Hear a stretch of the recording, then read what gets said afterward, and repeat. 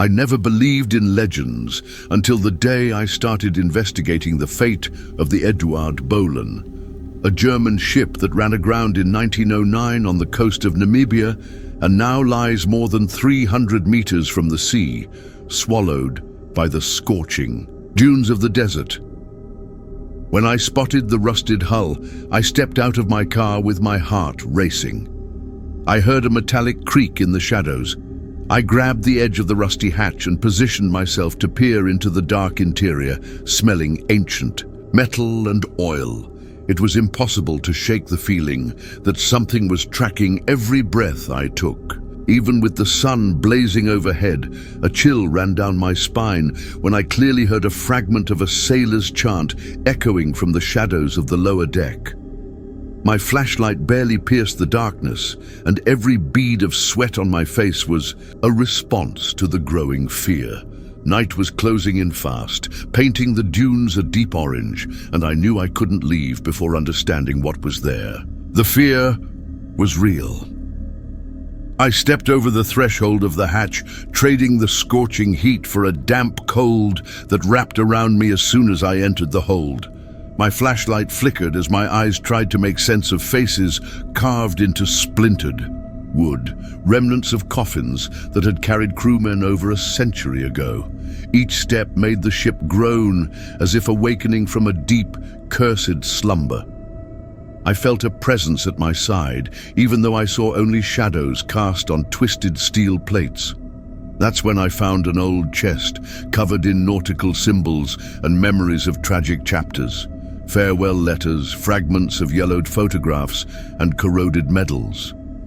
When I reached for the lid, the chest groaned as if protesting my boldness, and a freezing chill climbed up my hand, killing any trace of courage I had left.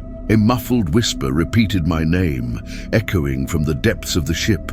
I felt a cold heat on my back, and the hold trembled. Done. Weeks later, I decided to return to Namibia to investigate the legend of the Bom Jesus, a Portuguese ship that vanished in 1533 and was discovered buried under the dunes nearly 5 centuries later. I arrived at the site where archaeologists had unearthed fragments of the hull and thousands of gold coins glinting in the sun. I was with the team during the excavation, carefully handling a small wooden box that held the oldest coins, feeling the weight of history and an uneasy premonition. As we removed the coins, I heard a whisper like a chant in Latin, carrying a dark melody that seemed to circle around us. The sand around us began to tremble, as if something was waking from a millennia-old slumber. One archaeologist groaned and pointed to the sky, where black clouds formed ancestral symbols. Fear made me step back, but the curse seemed etched into every grain of sand, reminding me that some treasures were never meant to be uncovered.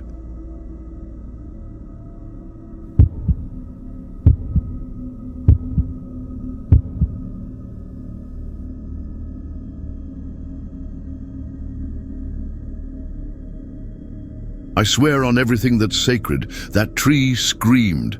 In the middle of the desert, under a clear sky with no wind blowing, a tree I planted over 20 years ago let out a sound that felt human. A muffled groan coming from deep within the roots. You can laugh, you can say it's crazy, but when you spend your life fighting an entire desert, you learn something. This land watches, listens, and sometimes it answers back. It all started when I was just a regular farmer in Burkina Faso, trying to survive on soil that died a little more every year. The desert was moving fast. Where we once had crops, there was only dust. No water, no shade, no future. Most families left, but I didn't. And it wasn't because I was stubborn. It was because I was desperate. That land was my home. If I didn't do something, I would vanish with it. People called me insane when I started digging holes in the rock-hard earth. I said I'd plant trees. I said I'd bring the rain back. They laughed. But here's what they didn't know. The desert had already taken everything from me, and a man with nothing left to lose doesn't fear anything. I used an ancient technique called Zai, tiny holes filled with manure, designed to hold the smallest traces of moisture and attract termites. The termites would tunnel through the soil, breaking it up. One hole at a time, one tree at a time, I fought my silent war against the sand. For months, it seemed hopeless. The sun scorched my skin like it hated me. But one day, I saw the first sprout break through, and with it came a quiet kind of hope. The trees grew, the wind shifted, rain came back, but so did something else, and something I never expected.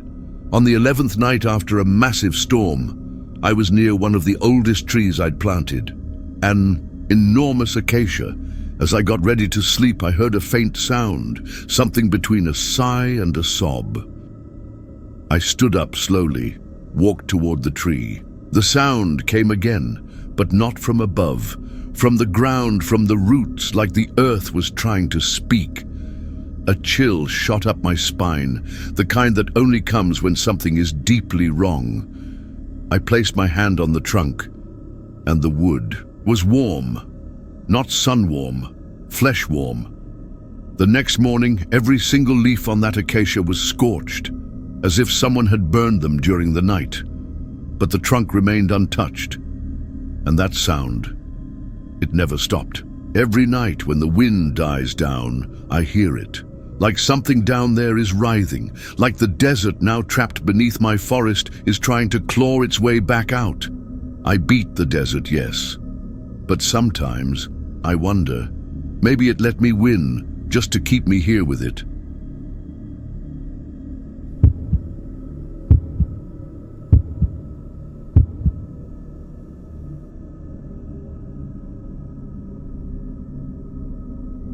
He didn't attack. He didn't speak. He didn't move like a living creature, but he knew where I lived. And when I looked out the window at 3 in the morning, he was there, standing in the middle of the field, his red eyes glowing in the dark, and his wings spread out as if he was about to take me. I didn't scream. I couldn't, because deep down I knew that wasn't just a creature, it was a warning. It all started in November 1966 when my girlfriend and I decided to take a drive at night. We lived in Point Pleasant, a quiet a town in West Virginia. Back then, the best thing to do was drive around and talk. We passed a deserted road that cut through the woods and led to an old TNT factory, one of those places everyone avoids, but young people insist on exploring. I thought it was just another ordinary night, until I saw it in the middle of the road. It had the body of a man, but it was much bigger. Dark, with something that looked like wings on its back. And the eyes. They weren't normal eyes. They were 2 red lights, glowing like bloodshot headlights. I slammed the brakes. The creature spread its wings. They were huge, bigger than the car itself. My girlfriend screamed, and I floored the accelerator. But it flew after us. It wasn't a normal flight. There was no flapping of wings. It just floated. Even when we were going over 100 mph, it was still there, flying above the car, like it was watching us, studying us. The chase only stopped when we entered the town. It disappeared the moment we passed the first lit house. And that's when things started to get worse. In the following days, I couldn't sleep. I had nightmares of it watching me, standing in the corner of my room.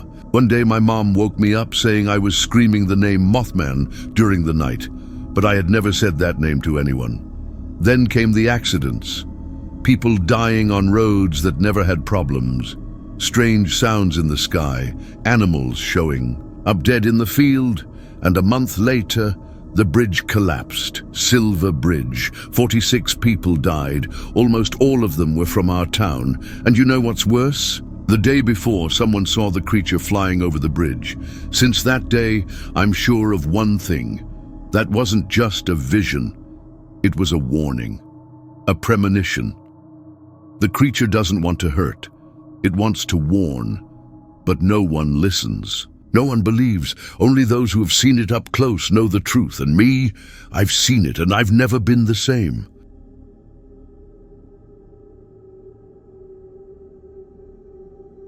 If you've made it this far, then you know this story is just the beginning. But trust me, you won't want to miss what's coming next.